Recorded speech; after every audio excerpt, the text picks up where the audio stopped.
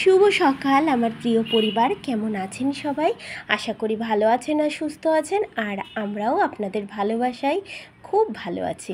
বন্ধুরা, এখন হচ্ছে সকাল 9টা বাজে আর আমার মেয়েরা আজকে স্কুলে যায়নি। আজ হচ্ছে শুক্রবার, কারণ কি মেয়েদের স্কুল ছিল আর পাঠায়নি কারণ বৃষ্টি হচ্ছিল। জামা কাপড় ভিজে গেলে আবার তো ঠান্ডা লাগবে, জ্বর আসবে। এই তো জ্বরের থেকে সবাই উঠলো, যার জন্য আর পাঠালাম না। শুক্রবার তো, শনি রবি তো এমনিই ছুটি থাকে, ভাবলাম যে সোমবার থেকেই একদম কন্টিনিউ স্কুল করবে।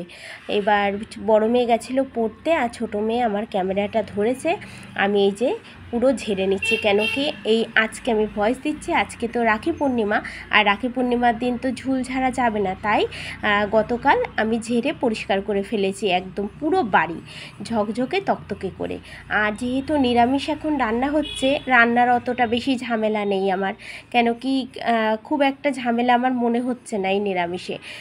এর জন্য বাড়তি অনেক কাজ আমি করতে পারছি, বাড়তি কাজ। আর এই যে এসির এই ঘরটাও না খুব নোংরা হয়, একদম আমাদের বাড়ির পাশেই রাস্তা তো, আর প্রচণ্ড পরিমাণে ধুলো আসে। একদিন না পরিষ্কার করলে মনে হয় কি কত বছর পরিষ্কার করে নিই, কিন্তু আপনারা তো দেখতেই পান আমি তো 1-2 দিন পর পরই মুছে নিই। এখন কি করা যাবে? এই যে গ্রিলগুলো এবার পরিষ্কার করে নিচ্ছি ছোট্ট একটা কাপড়ের সাহায্যে বন্ধুরা। এতে আবার বড় কাপড় দিলেও হবে না, কারণ কি এই গ্রিলগুলো ভালো করে মোছা যায় না, তাই ছোট্ট একটা কাপড় কেড়ে নিয়েছি আমি। সবসময় থাকে এই কাপড়টা, এটা দিয়ে আমি গ্রিলগুলো পরিষ্কার করি। আর পরিষ্কার করা হয়ে গেলে আমি সার্ফ দিয়ে পরিষ্কার করে আবার শুকিয়ে জায়গায় রেখে দিই। যাই হোক বন্ধুরা, আপনাদের সাথে কথা বলতে বলতে আমার অনেকখানি কাজ এগিয়ে গেছে।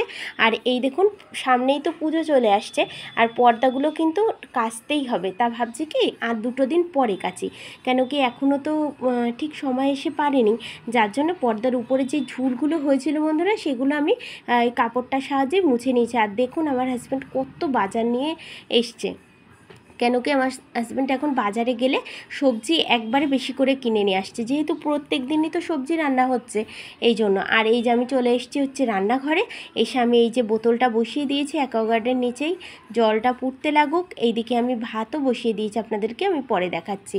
আর এই দেখুন, ফ্রিজে তুলবো বলে সমস্ত ঝুড়িতে আমি এইভাবেই রেখে দিই, আমি কোনো প্লাস্টিকে রাখি না, মানে প্লাস্টিক ওই ক্যারি ব্যাগগুলোতে আমি এই ঝুড়িতে করেই সব সবজিগুলো রেখে দিই আমি সুন্দর করে ফ্রিজের মধ্যে সাজিয়ে। তারপরে বন্ধুরা, এই যে ডালটা আমার গতকালের ডাল ছিল মটরের ডাল লাউ দিয়ে, তাই সেটা হয়ে গেছে। আর কুশি ভাজা করেছি, ঢ্যাঁড়স ভাজা, বেগুন ভাজা আর একটু কচু শাক ছিল। আর হচ্ছে মোচাটা রান্না করেছি বন্ধুরা। মোচাটা যে কী অসাধারণ খেতে হয়েছিল, নিজে রান্না করেই নিজেই রিভিউ দিয়ে দিলাম, দারুণ খেতে হয়েছিল, শুধু জিরে বাটা দিয়েছি। আর তারপরে হচ্ছে সন্ধ্যা, সবাইকে জানাই শুভ সন্ধ্যা। আর হচ্ছে শুক্রবারের সন্ধ্যা রাত্রেই ভাবলাম যে সন্ধ্যা পুজোটা দিয়ে একবারে তালের বড়াটা করে নিই। আর ঠাকুরের জন্যও করে রেখে দিয়েছিলাম, আর 3টে যেহেতু তাল, আর আমাদের জন্যও করেছিলাম। আর আমাদের থেকে আমার হাজব্যান্ড খায় না, আমার ইচ্ছা হলে খেলো, না হলে খেলো না, কিন্তু আমার 2 মেয়ে খুব ভালো খায় এই তালের বড়া। তা এই ছোট্ট তাল বন্ধুরা, বেশি কয়টা বড়া হয়নি, তার জন্য যে কয়টা বড়া হয়েছে আমার মেয়েরা বেশ তৃপ্তি করে খেয়েছে। আর আমার বোন এসেছিলো পড়াতে, বোনকেও দিয়েছিলাম। তারপর পরদিন সকাল, রাখি পূর্ণিমার দিন, সবাইকে জানাই রাখি পূর্ণিমার অনেক অনেক শুভেচ্ছা, শুভকামনা। সব ভাই বোনের বন্ধন যেন এমনই বন্ধন থাকে। আর এই যে আমার 2 মেয়ে প্রত্যেকবার আমার গোপালদেরকেই রাখি পরায়, সেটা আপনাদের সাথে আমি লাইভে শেয়ার করেছি, আপনারা যদি দেখতে চান আমার লাইভটা দেখতে পারেন। আর এই যে তারপর চলে এসেছি বন্ধুরা, পুজো দিয়ে সব কিছু গোছগাছ করে এই দেখুন আমি ঘরটার সুন্দর করে গুছিয়ে গাছিয়ে নিয়েছি। আর এই যে র্যাকটা প্রচুর জামা কাপড় আমি কেচেছিলাম সেগুলোও গুছিয়ে রেখেছি। তার মধ্যে গোপালদেরকে গোপালের আসনে উঠিয়ে ঠাকুরের বাসন মেজে ঠাকুর ঘরটা মুছে পরিপাটি করে বেরিয়ে এসেছি বন্ধুরা।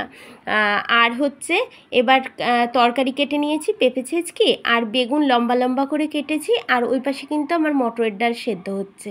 আর এই দেখুন ফুলকপির তরকারিটাও মানে কেটে রেখেছি ফুলকপিটা।